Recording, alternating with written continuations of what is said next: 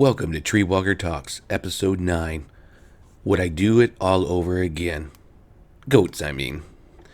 Okay, well, first you'll have to bear with me. I've got a chest cold, head cold, all that fun stuff going. That's going around right now. So I'll try not to cough into the mic, But, okay, so this week, I'm kind of talking about, I've got down to 3 goats now, all female.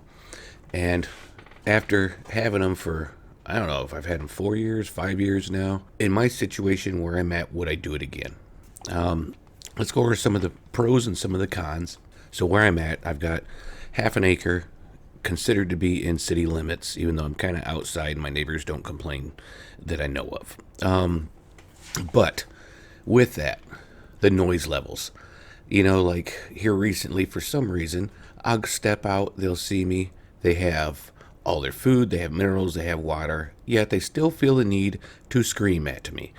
The one wants hay 24/7, and she wants it fresh. So, if it has been there for a couple days, a day, she doesn't want it. A couple hours, I don't know.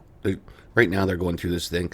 Could possibly be that they're going into heat and the male's not there anymore, so they're being a little, rambunctious.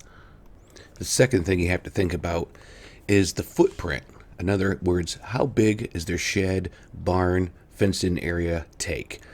For me, I'm looking out there, and for the 2 fences, which I combined and made 1 now, it's pretty big. It's actually bigger than my 3 chicken coops all put together. And the chickens, they give me a lot more than what the goats actually do. Now, we'll tackle that next. The lack of output from my goats. Okay, so there are a lot of things, and this is me. This isn't you. All this is just, my experience on my homestead with me. Even when they were in milk, it was hard for me working 8 to 12-hour days, 5 to 6 days a week, to do everything and milk them and that. So it didn't get done, And this goes back to one of the other episodes where on my homestead, it's pretty much all me. But the same people who actually don't help that much also view them as pets and don't want them to be used as meat. Another issue I have is the routine maintenance, which, if you had more people helping in that wouldn't be as big of an issue, but it is an issue. The hoof trimming, the barn cleaning out, just feeding, watering, making sure, because mine need crystal clear. I'm sure if I could put a filter on it, they'd be happy, water, yet they poop in it. So, that's something to think about. Mine are also very picky eaters. They like hay, they like minerals, they like corn, they like pellets, they like tree branches, they don't like weeds, they don't like pumpkins, cabbage, nothing else. They don't like anything else. They won't eat it. I don't know why. Some of the good points, well, goats are kind of fun to have around. They are kind of like big dogs sometimes, where you can go up and scratch their ears, and they like it.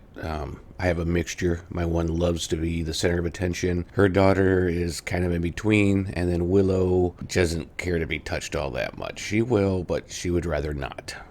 Okay. My goats have been great birthers.